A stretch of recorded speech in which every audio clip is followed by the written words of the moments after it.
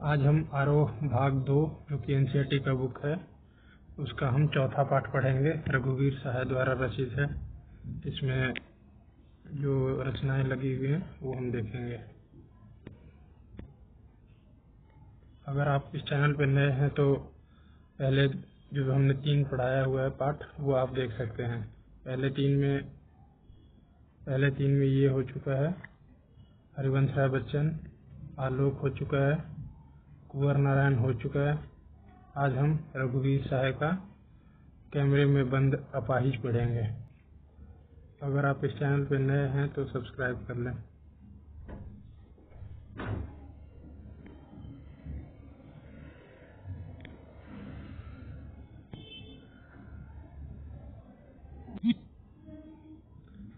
रघुवीर सहाय पाठ 4 उनके जीवन परिचय देखेंगे। पहले हम रघुवीर सहाय का जन्म सन 1929 लखनऊ उत्तर प्रदेश में हुआ था। प्रमुख रचनाएं हैं उनकी अज्ञेय द्वारा संपादित दूसरा सप्तक 1951 में, आरंभिक कविताएं, महत्वपूर्ण काव्य संकलन, सीढ़ियों पर धूप में, आत्महत्या के विरुद्ध, हंसो हंसो जल्दी हंसो। कुछ पत्रकारिता में भी उन्होंने काम किया है। ऑल इंडिया रेडियो के हिंदी समाचार विभाग से संबंध रहे। फिर हैदराबाद से निकलने वाली पत्रिका कल्पना और उसके बाद दैनिक नवभारत टाइम्स तथा दिनमान से संबंध रहे। इनको जो सम्मान मिला है वह है साहित्य अकादमी पुरस्कार। इनका निधन 1990 दिल्ली में हुआ था।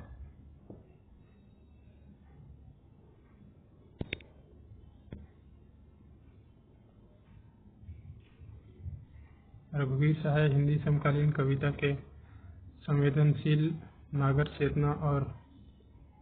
चेतना है। सड़क, चौराहा, दफ्तर, अखबार, संसद, बस, रेल और बाजार की बेलैस भाषा में उन्होंने कविता लिखी। यानी कि उन्होंने अपनी कविता जो आम नागरिक भाषा होती है, आम बोलचाल की, उसमें अपनी रचनाओं को लिखा है। घर मोहल्ले के चरित्रों पर कविता लिखकर इन्हें हमारी चेतना का स्थायी नागरिक बनाया।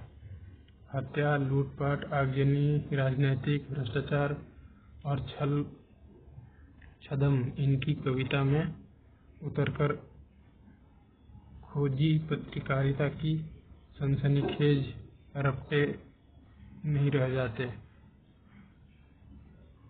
आत्मान्वेषण का माध्यम बन जाते हैं। यह ठीक है कि पेशे से वे पत्रकार थे, लेकिन वे सिर्फ पत्रकार ही नहीं, सिद्ध कथाकार और कवि भी थे।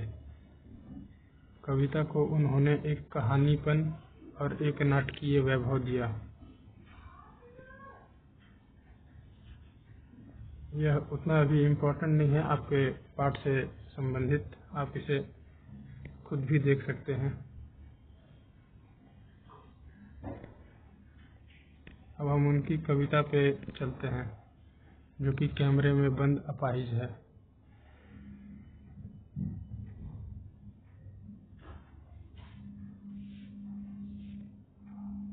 कैमरे में बंद अपाहिज जो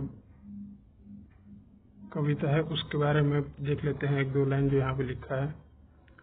अत्यंत साधारण और अन्यासी प्रतीक होने वाली शैली में समाज की दारुण विडंबनाओं को पकड़ने की जो कला रघुवीर सहाय की कविता में मिलती है उसका प्रतिनिधि उदाहरण है। यहाँ प्रस्तुत कविता कैमरे में बंद अपाहिज जो लोग भूल गए हैं संग्रह से ली गई है। यानी कि ये जो कविता है, ये कविता कैमरे में बंद अपाहिज वो जो लोग भूल गए हैं कविता संग्रह है, उसका हिस्सा है। ये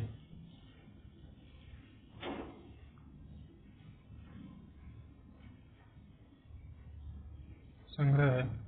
शारीरिक चुनौती को झेलते व्यक्ति से टेलीविजन कैमरे के सामने किस तरह के सवाल पूछे जाएंगे और कार्यक्रम को सफल बनाने के लिए उससे कैसी भंगिमा की अपेक्षा की जाएगी, इसका लगभग सपाट तरीके से बयान करते हुए कवि ने एक तरह से पीड़ा के साथ दृश्य संचार माध्यम के संबंध को रेखांकित किया है। किसी की पीड़ा को बहुत बड़े दर्शक वर्ग तक पहुंचाने वाले व्यक्ति को उस पीड़ा के प्रति स्वयं संवेदनशील होने और दूसरों को संवेदनशील बनाने का दावेदार होना चाहिए। लेकिन विडंबना यह है कि आप जब पीड़ा को पर्दे पर उतारने का प्रयास करते हैं तब कारोबारी दरबार के तहत आपका रवैया संवेदनहीन हो जाता है। सहाय जी की यह कविता टेलीविजन स्टूडियो के भीतर की दुनिया को उभारती है। जरूरी है, लेकिन यह आवश्यक नहीं कि इसे सिर्फ टेलीविजन माध्यम से जोड़कर देखा जाए। अपनी व्यंजना में यह कविता हर ऐसे व्यक्ति की ओर इशारा करती है जो दुख, दर्द, यातना वेदना को बेचना चाहता है।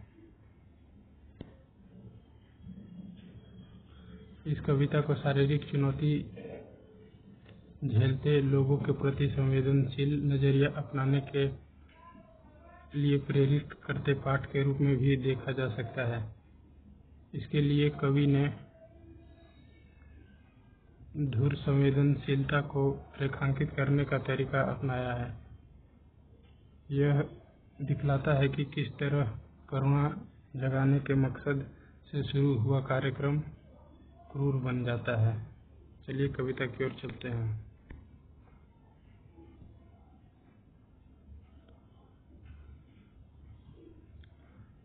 कविता है कैमरे में बंद अपाहिज। हम दूरदर्शन पर बोलेंगे, हम समर्थ शक्तिवान, हम एक दुर्बल को जाएंगे एक बंद कमरे में। इसका अर्थ यह है कि कवि कहते हैं कि दूरदर्शन के संचालक खुद को बहुत ताकतवर और समर्थ शक्तिवान समझते हैं। वे अपने स्टूडियो के एक बंद कमरे में एक बेहद कमजोर, असहाय और दिव्यांग व्यक्ति को लाते हैं। यहाँ मीडिया का घमंड साफ दिखाई देता है कि वे खुद को भाग्य विधाता और सामने वाले को सिर्फ एक जरिया मानते हैं।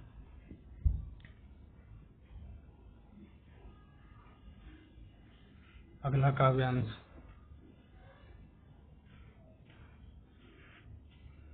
उससे पूछेंगे तो आप क्या अपाहिज हैं?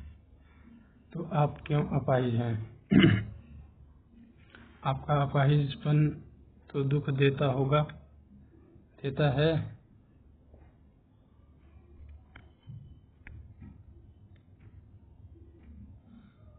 कैमरा दिखाओ इसे बड़ा बड़ा। हाँ तो बताइए आपका दुख क्या है? जल्दी बताइए वह दुख बताइए। बता नहीं पाएगा।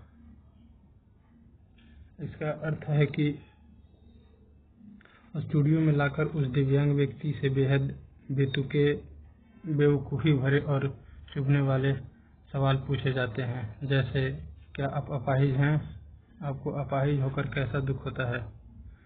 यह बेचारा अपने दुख के मारे चुप रहता है तो मीडिया वाले कैमरे को उसका चेहरा और बड़ा करके दिखाने को कहते हैं ताकि उसके चेहरे की लाचारी साफ दिखे। वे उस पर जल्दी जवाब देने का दबाव बनाते हैं, लेकिन वह डर और शर्म के मारे कुछ बोल नहीं पाते।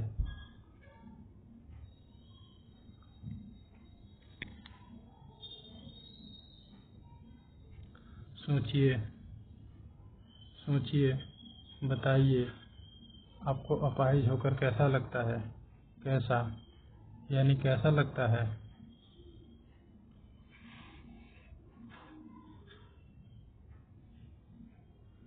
हम खुद इशारे से बताएंगे कि क्या ऐसा।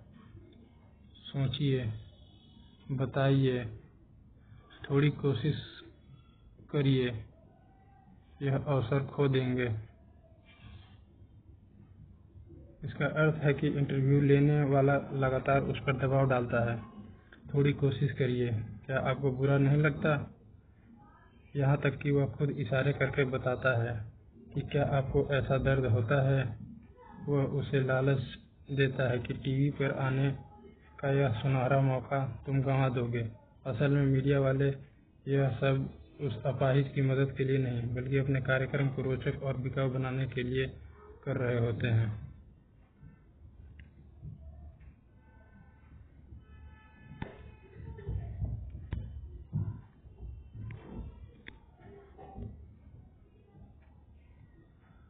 हम पूछ कर उसको रुला देंगे। इंतजार करते हैं आप भी उसके रो पड़ने का। करते हैं? यह प्रश्न पूछा नहीं जाएगा।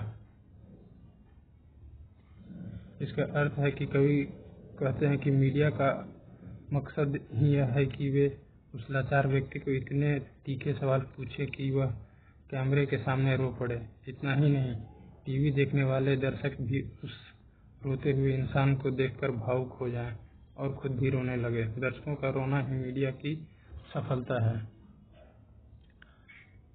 फिर हम पर्दे पर दिखाएंगे फूली हुई आँख की एक बड़ी तस्वीर, बहुत बड़ी तस्वीर, और उसके होठों पर एक कसमसाहट भी।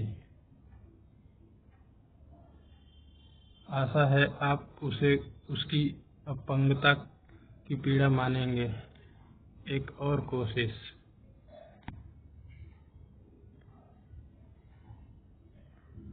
दर्शक धीरज रखिए, देखिए, हम दोनों एक संग रुलाने हैं।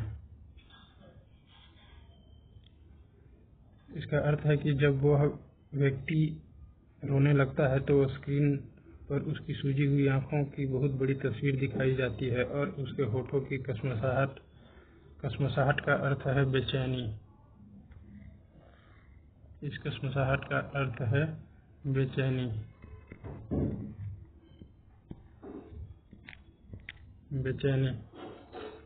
कसमसाहट को क्लोज अप में दिखाया जाता है। क्लोज अप का अर्थ है कि थोड़ा जूम करके। मीडिया पूरी कोशिश करता है कि पर्दे पर देखने वाले दर्शक और स्टूडियो में बैठा अपाहिज दोनों एक साथ रो पड़े।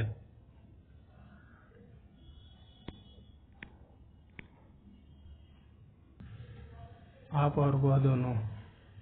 कैमरा बस करो, नहीं हुआ, रहने दो। पर्दे पर वक्त की कीमत है। अब हम मुस्कुराएंगे। आप देख रहे थे सामाजिक उद्देश्य से युक्त कार्यक्रम। बस थोड़ी ही कसर रह गई। धन्यवाद। कवि का यहाँ अर्थ है कि कवि मतलब यहाँ व्यावसायिक चालाकी दिखा रहा है इस काव्यांश में। कवि का अर्थ है कि अगर लाख कोशिशों के बाद भी वह व्यक्ति पूरी तरह नहीं रोता या कार्यक्रम का समय खत्म हो जाता है तो डायरेक्टर तुरंत कहता है, बस करो, पर्दे पर वक्त की कीमत है। यानी उन्हें उस इंसान के दुख से कोई सरोकार नहीं है। उन्हें सिर्फ अपने टाइम स्लॉट और पैसे की चिंता है। इसके बाद एंकर मुस्कुराते हुए कैमरे के सामने आता है और कहता है, आप देख रहे थे सामाजिक उद्देश्य से युक्त कार्यक्रम। अंत में वह धन्यवाद कहता है, जो कि उस अपाहिज के दुख का सबसे बड़ा क्रूर मजाक है। धन्यवाद। ये पूरी